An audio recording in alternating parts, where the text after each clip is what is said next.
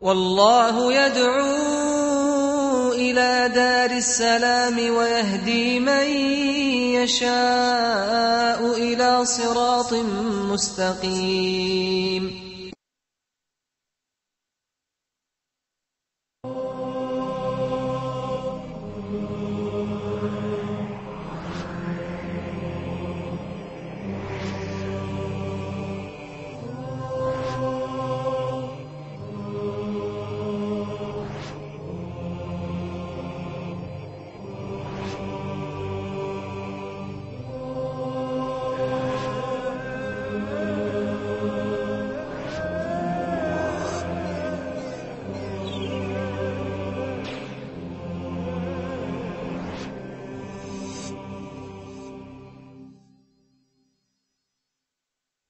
Bismillahir Rahmanir Rahim. In the name of Allah, the Beneficent and Merciful, I praise Allah, the Creator of the heavens and the earth, and I send peace and blessings to all of the prophets, and especially to the last Prophet Muhammad forever. And I begin with the greeting words of the righteous, Assalamu alaikum wa rahmatullah. The Muslim world was able to lead the planet in science and technology and most aspects of learning between the 7th to the 17th century AD. Disciplines such as optics, astronomy, history, geography, medicine were part of the curriculum that Islamic scholars studied throughout the world. And when we look at the nature of the religion of Islam, we find that Muslims were naturally oriented towards success in science. In astronomy, we find that Muslims were naturally inclined to finding direction. The prayer itself that Muslims partake in at least 5 times per day is based upon the direction of the Qibla, the direction that the person praying has toward Mecca. And so wherever you are as a Muslim, you have to find, is Mecca to the south? Is it to the north? Is it to the east, or is it to the west? So every Muslim, young or old, is engaged in direction. Also, once in a lifetime, the believer is encouraged to make the pilgrimage to Mecca.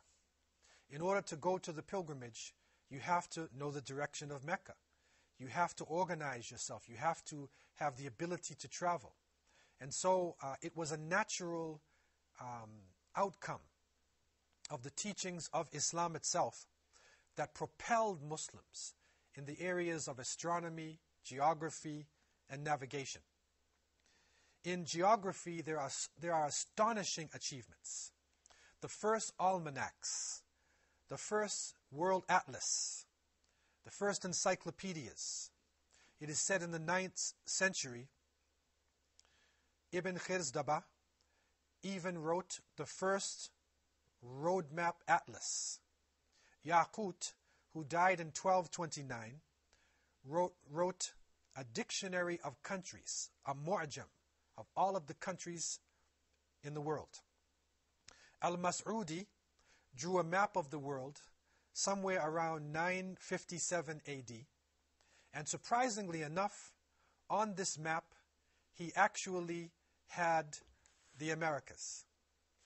We find in Arabic that it says Ard Majhula, unknown territory.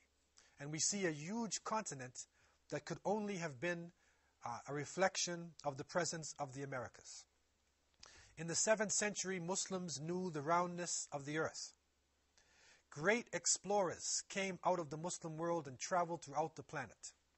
It is reported that Ibn Battuta, rahimahullah, the great scholar and Islamic traveler, in the 1300s traveled over 75,000 miles. He crossed into distant continents. He was able to go through the barriers of language, the barriers of culture, and he was united through his faith. Al-Idrisi was the top map maker of the Middle Ages. He was the first one to really organize map making and to bring about a set of accurate maps.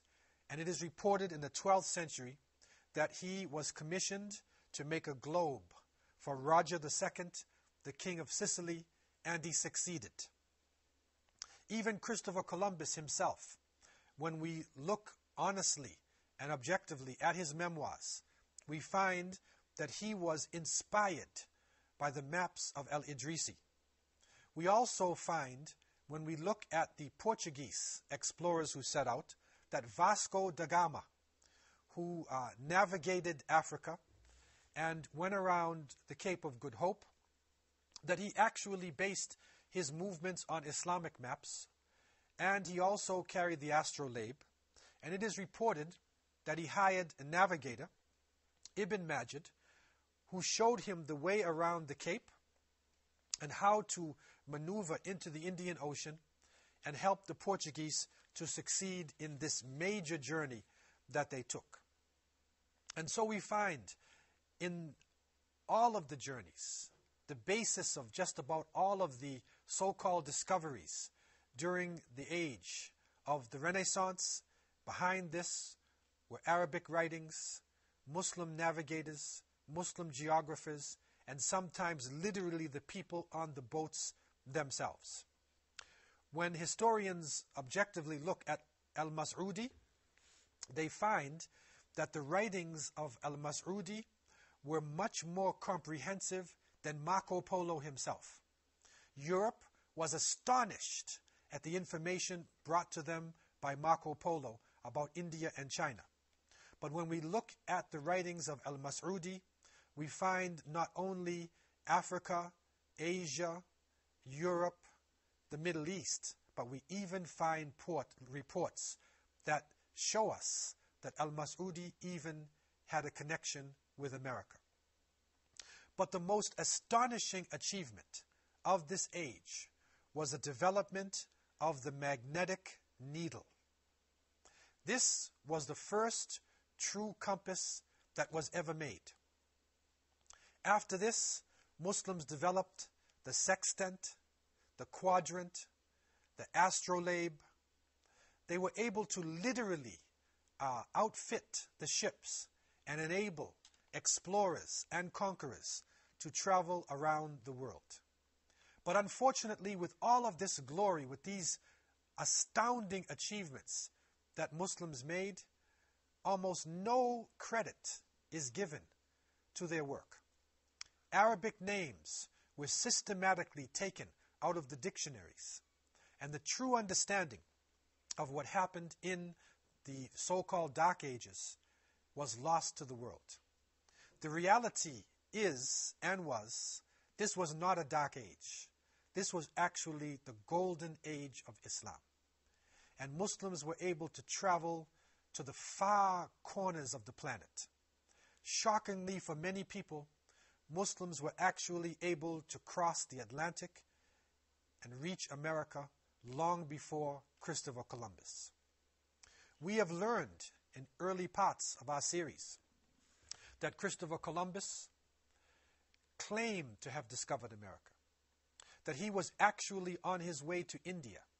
He thought that he would meet the great Khan, and his chief navigator, Rodrigo, could speak the Arabic language. Christopher Columbus knew that Muslims had made journeys to far distant points in the planet. If you read his memoirs, you'll see that Columbus went north first to the area of Iceland, and then he came down into West Africa. He went to the Canary Islands off the coast of Senegal, and he witnessed large dugout boats that were leaving the coast of West Africa and following the currents and going into the Americas. So Columbus knew that there was land across the ocean. It was not a total discovery in the sense that he had previous knowledge.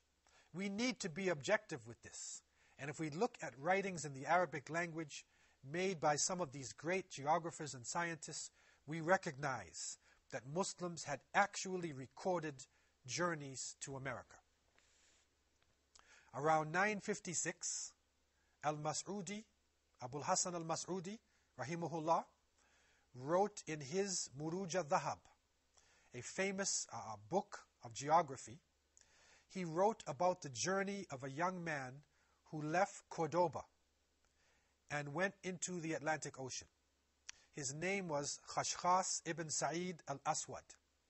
And he went into the Atlantic Ocean, according to this report. He crossed the Atlantic, he made contact with the people on the other side, and he returned somewhere around 889 AD. This report shocked the people of Cordoba. It shocked the people of Al-Andalus, and it was shared by people all throughout their lands. We also find another shocking report by Abu Bakr ibn Umar al-Quttiyya in 999. He speaks about that in 999, Ibn Farukh visited the Canary Islands, and then he continued on his journey west, and he found a set of islands, and then he returned. Al-Idrisi, one of the great geographers in history and the leading map maker in the 11th century, in his famous geography book, makes a detailed report about the journey of seafarers who left from the shores of Al-Andalus and North Africa, and they went into the ocean. It is reported that 8 seafarers left the shores of Lisbon, now what is now known as Portugal. They went into the Sea of Darkness, the Atlantic Ocean. They found great turbulence, and they landed, or they went onto a type of river moving in the ocean itself. It carried them for a number of days until they knew not where they were. Finally, they reached an island with nothing on it. They then went to another island, and they found people. They were captured by these people and put into chains.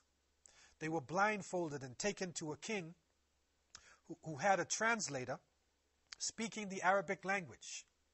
This king informed them that their journey was a true journey, and that the distance between them and their home was about 2 months. This is a shocking report, and it shows us that Muslims had actually crossed the Atlantic and entered into what today is known as the Caribbean region, probably landing on the Bahamas.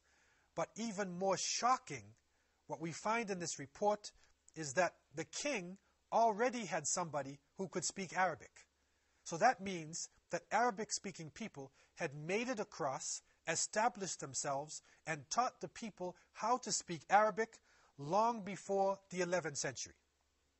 Shocking information for those who base their history upon Christopher Columbus. But we recognize that it is important in this age that we look at history from all points of view. We understand that there were people who were on the shore when Columbus landed. We should understand that even it is recognized in history that the Vikings, that Leif Erikson, made it to America from the north. That there were other people who crossed the Atlantic. It was not the first time when Christopher Columbus landed, but a series of people were able to go across. Muslims were able to record their information in the Arabic language. Muslims were able to deliver the message and to leave a record that will be read by people throughout the planet. Let us take a break and come back to more astounding information about Muslims in America before Columbus.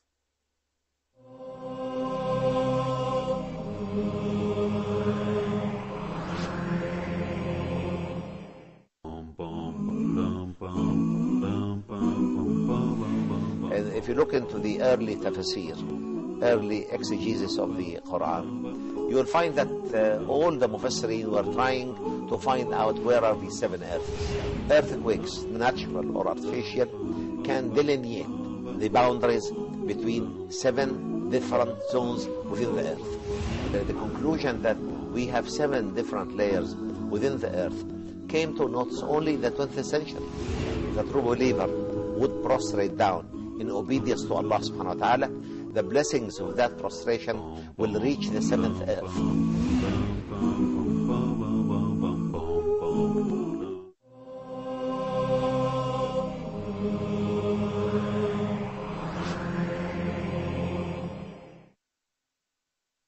In the year 1517 AD, a famous Turkish navigator and map maker named Piri Reis brought a special set of maps to the Ottoman Sultan Selim I. What we find today is astonishing information on these maps. The maps were drawn approximately in 1513. And we find not only detailed information of the South American coastline, but we also find accurate latitude and longitude between Africa and South America. These maps, and especially the map of South America, is hard evidence of the presence of Muslims in this region. Because by 1513, Columbus could not have had this information. Remember, Columbus's journey was in 1492, and he was the first European explorer to reach these lands. This map was drawn in 1513. How could they have drawn detailed maps of the South American coastline without having been there previously? We also find on the map the Andes Mountains of Peru. And the first European conquistador, conqueror, to reach this region was Pizarro, who reached approximately in 1527. So how could this be possible? How could Muslims have crossed the ocean? With what technology? In the past, people would have said, it's impossible unless you are in the Nina and the Pinta and the Santa Maria of Christopher Columbus. You don't have this technology. Unless your map maker came from Portugal or Spain or from Italy, you don't have the ability to cross. But now today, we are recognizing something very different. A famous Norwegian, Scandinavian scientist named Thor Heyerdahl was able to cross the Atlantic Ocean. This was around 1962. He crossed, leaving Safi in Morocco, and he landed in Barbados in the West Indies without using major sails. He did not use the winds. He used the currents. And so there was a natural force within the ocean that we call the currents that literally pulls across people going across the Atlantic. If you look at the map from the west coast of Africa to Brazil, you'll see that there is not a great distance in between. If you study the currents, you will see that currents naturally take you across either from North Africa, coming around and into the West Indies, or they can take you from the west coast of Africa and land you naturally into Brazil. And so with this understanding, we look at the history of movement. The currents are able to take you across. There is no need for major technology. And what Thor Heyerdahl did to also confirm this is that he used indigenous materials from Africa, and he used papyrus in the building of the boats, even to prove that the ancient Egyptians could have come across. So there should be no doubt in our minds that the Muslims were able to cross the Atlantic and to reach into the Americas. Now, when we look at history again, from Islamic sources, we go to Al-Umari. And he, in his work, Masalik al-Absar fi Mamalik al-Amsar, it is the journey of enlightened people into the kingdoms and empires of the world. Al-Umari brings a report of a great ruler coming from Mali named Mansa Musa, who in 1324 made pilgrimage to Mecca with close to 72,000 followers. But what is important about this report, brought in his book Masalik al-Absar, is that Mansa Musa, when being interviewed by the Muslim scholars in Egypt, Mansa Musa informs them that his predecessor, the Amir or the Mansa who preceded him, Abu Bakr, crossed into the Atlantic with 2,000 ships. He left the coast of Senegal and he never returned.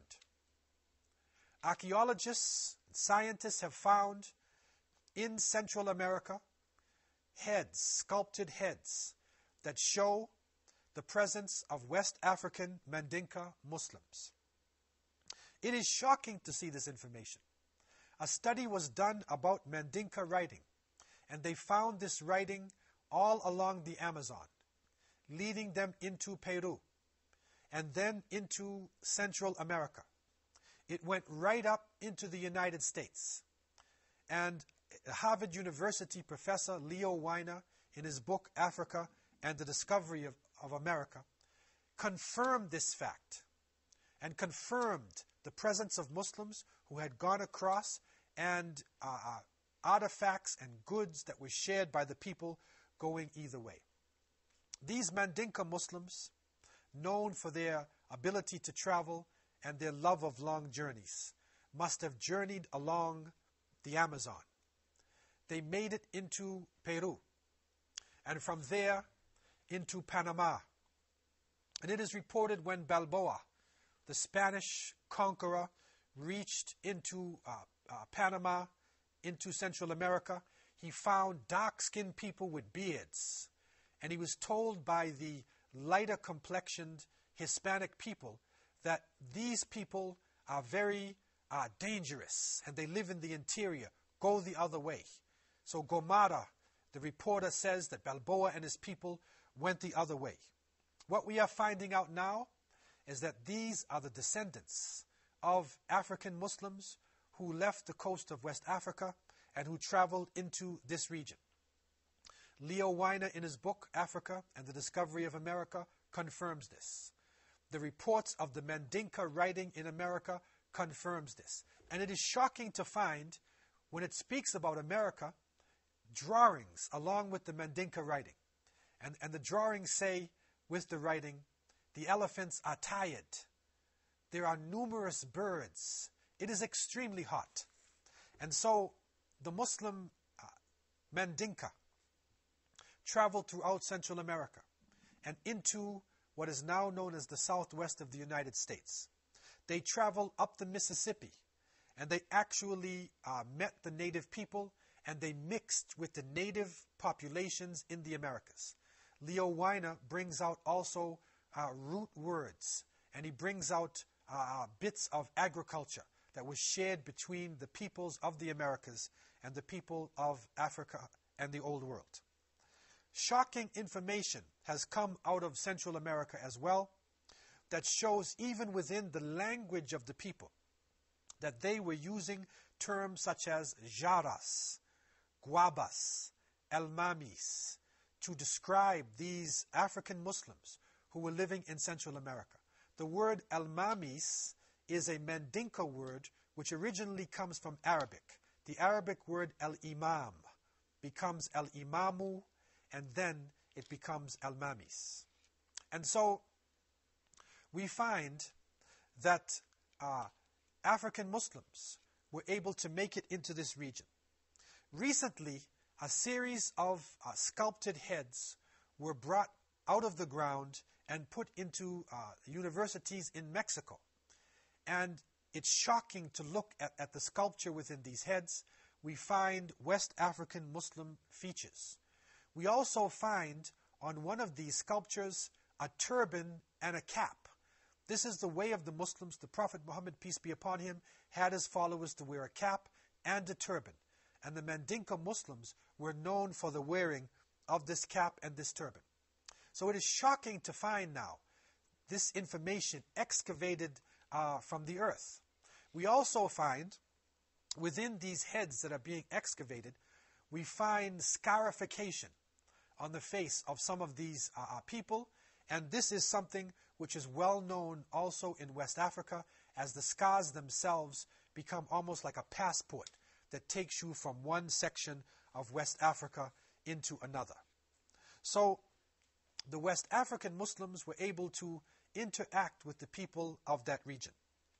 When we look at the language of the people of the Caribbean, we find words such as guanin. And guanin was the word being used for gold. So when Columbus and his people now come into the region, and they're asking for gold. The people bring them forth this guanine. What is shocking to find today, that the gold that was brought out to Columbus had the same alloy, it was the same mixture of metals that was found in West Africa. So these West African Muslims, who were so skilled in the minting of gold, because the largest gold mines in the world were located in their lands, must have passed on this information to the native people living in the Americas. So guanine is coming from ghina, which in Arabic denotes riches. It goes from ghana into kane or ganin in the Mandinka language, and then guanine in the Central American Caribbean languages. So when Christopher Columbus discovered America, as they say, he actually bumped into a land that was populated by people from over 20,000 years. His son Ferdinand Columbus, who actually was the first of his group to go onto the mainland, discovered in Mexico hanging gardens. He discovered philosophy. He discovered a calendar system which was similar to the system used by the ancient Egyptians. So there is strong proof that the ancient Egyptians from the Nubian period, the pharaohs of the Nubian period, were able to actually cross the Atlantic, and they also mixed in with the people. It is shocking to find in the same region pyramids, similar to the temple of Saqqara in Egypt. It is shocking also to find green pieces of minerals put into the mouths of the dead, similar to the ancient Nubians. And so the Muslims were following a series of explorers who crossed the Atlantics. What is important today for the people of Central America is that this history should come out to the world. And there is a group known as the Garifuna people, known as the Black Caribs, who live on the shores of Central America, in Belize, in Costa Rica, in Honduras, in Colombia. They also were living in St. Vincent and Grenada and the islands of the Caribbean. We are now connecting them to the early Mandinka settlers. They are not slaves who were brought during the European slavery period. They are fighting for their rights, and they want to now seek their identity in West Africa and also their rights as an indigenous people.